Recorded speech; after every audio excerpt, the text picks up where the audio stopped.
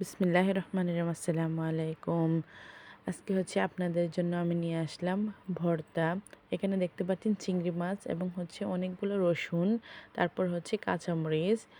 তো আমি হচ্ছে এখানে থানকুনি পাতা নিয়ে নিয়েছি, হালকা এটাকে ভালোভাবে আমি প্রসেস করে ওয়াশ করে নিয়েছি, ধুয়ে নিয়েছি।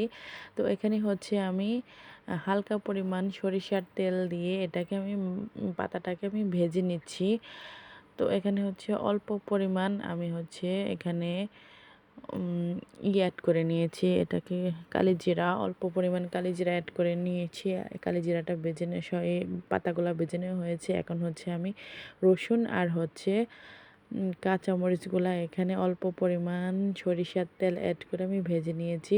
তারপর হচ্ছে আমি একটার মধ্যেও হচ্ছে আমি লবণ অ্যাড করে নিই। এখন হচ্ছে আমার সবগুলা ভেজে নেওয়া হয়ে গেছে। এখন হচ্ছে অল্প পরিমাণ তেল দিয়ে এই চিংড়ি মাছের সাথে হচ্ছে আমি লবণটা আমি ভেজে নিচ্ছি।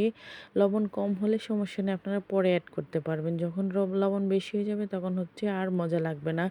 তো এখন হচ্ছে আমি সবগুলো উপকরণ আমি হচ্ছে পাটার মাধ্যমে বেটে নিচ্ছি।